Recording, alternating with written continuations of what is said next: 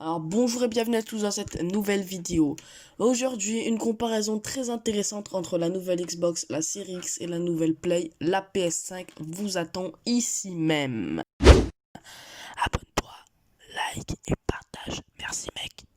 Vous êtes intéressé par les nouvelles consoles next-gen, mais vous ne savez pas sur quelle console vous reposez. Ne vous en faites pas, à la fin de la vidéo vous serez basé. Commençons par le point de vue technique de la chose. Les deux nouvelles consoles next-gen proposent toutes deux de nouvelles caractéristiques offrant de meilleures expériences de jeu. Avec un processeur 8 corps AMD Ryzen Zen, 16 Go de mémoire vive ou RAM pour ceux qui préfèrent, et un stockage SSD amovible de 825 Go avec un transfert de 5,5 Go seconde, la nouvelle PS5 offre une expérience de jeu 4K 120 fps et une résolution maximum de 8K pour un prix de 399 € pour la version digitale et en ajoutant 100 € de plus pour la version standard. La version digitale de la PS5 est la version de console sans lecteur de disque, ce qui n'offre pas la possibilité d'acheter ces jeux en CD et ce qui explique 100 € de moins quoi. Quant à la version standard, elle possède elle un lecteur de disque. Point important, les deux versions possèdent toutes les deux les mêmes caractéristiques techniques. Logique. Bon, passons maintenant à la Xbox Series X. Series X. Series X. X, vas-y, t'as capté. Avec son merveilleux cara design de frigo américain, la nouvelle console ressemble en certains points à la PS5, notamment au niveau processeur et mémoire vive. Par contre, elle possède un stockage SSD de 1 Tera NVMe d'une vitesse de transfert de 2,4 Go seconde, ce qui lui laisse un framerate max de 4K 120 fps, ainsi qu'une résolution maximum de 8K.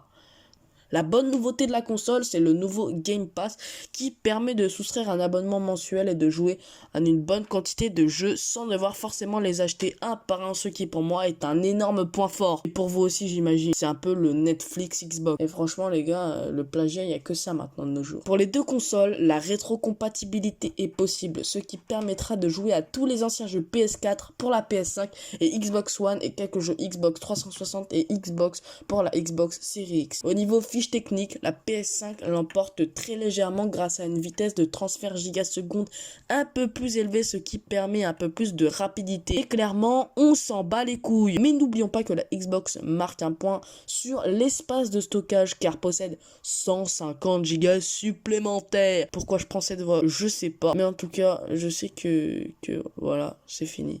Allez, salut.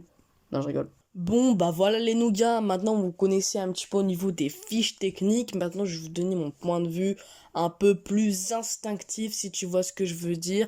On va commencer par parler du prix. Les deux consoles tournent autour de 399 €. Donc du coup il n'y a pas de réelle différence de prix. Ensuite il faut parler du design, chose très importante. Alors on est d'accord que la PS5 l'emporte immédiatement sur ce point parce que franchement on est sur un truc stylé face à un carré, frère. Est-ce qu'un carré c'est beau? Il y en a qui vont trouver peut-être un carré beau. Bon là déjà c'est même pas un carré caréneux, c'est plus un rectangle noir bizarre. Je suis pas raciste, attention, je peux pas dire que le design est stylé parce qu'il n'y a pas de design, bordel.